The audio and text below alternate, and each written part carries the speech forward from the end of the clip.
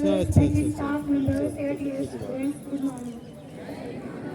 पहले तो जहांगीर सर की तरफ से 2 मैसेज हैं आप लोगों के लिए। जैसे कि आप लोग आजकल एग्जाम में सारे प्रेजेंट हो गए, ऐसे क्लासेस में तो दिखते नहीं हो, तो सर ने बोला है कि ऐसे ही प्रैक्टिकल वाली क्लासेस में भी सबने प्रेजेंट रहना है। अगर आप लोग वहाँ पे प्रेजेंट नहीं रहोगे तो आपको एग्जाम में बैठने नहीं दिया जाएगा। दूसरा ये कि जो आपको पैसे जमा करने मतलब प्रैक्टिकल के लिए, वो आपने बसीरत सर के पास जमा करवाने 12th क्लास वालों को, ठीक है। इसके बाद आपको वैसे तो सभी लोग कुछ ना कुछ बता के जाते हैं यहाँ, लेकिन डिपेंड करता है कि आप लोग उसको अप्लाई कितना कर रहे हो, कितना इम्प्लीमेंट कर रहे हो। बस सुन के चले जाते हो, और इसमें से तो बहुत से ऐसे कुछ तो सुनते भी नहीं है, बस मजबूरी में बैठे होते हैं यहाँ भी और क्लासेस में भी।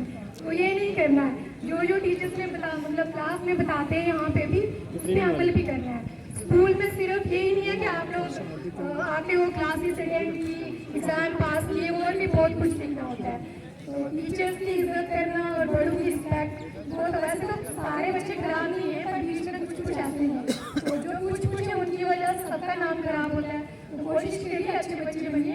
तो आज मैं आपको बताऊँगी, वैसे तो शायद आप लोग ज़्यादा सुनना पसंद नहीं करते, लेकिन ये शायद आपको पसंद आएगा।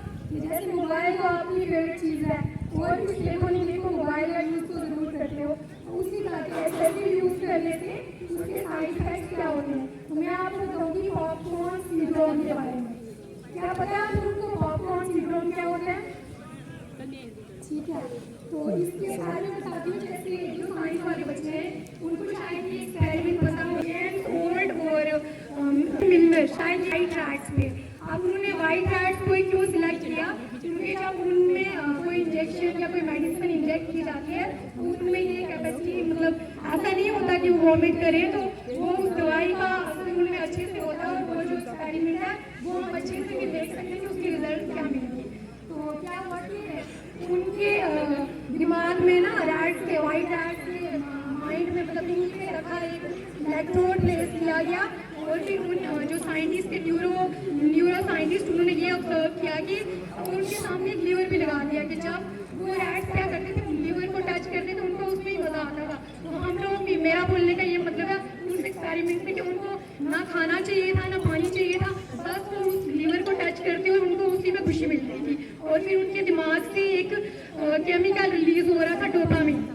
तो वही हमारे साथ भी हो रहा है। डोपामिन हमें मतलब हमारे दिमाग से तब रिलीज होना चाहिए जब हमें मतलब कोई रिवार्ड मिल रहा हो किसी चीज़ का। जैसे मान लो कि हम किसी एग्जाम के लिए प्रिपेयर कर रहे हैं काफ़ी टाइम से, तो हमें जब कामयाबी मिले तो हमारे मतलब ब्रेन से डोपामिन रिलीज हो, लेकिन ऐसा हो नहीं रहा। हमें भी सिर्फ फ़ोन को टच करने में ही खुशी मिल रही है। सामने हम पेरेंट्स के साथ बैठे होते हैं, खाना खा रहे होते हैं, पर हमारा ध्यान हम तभी फ़ोन ही चला रहे होते हैं, ना उनसे मतलब बात करते हैं ना कुछ।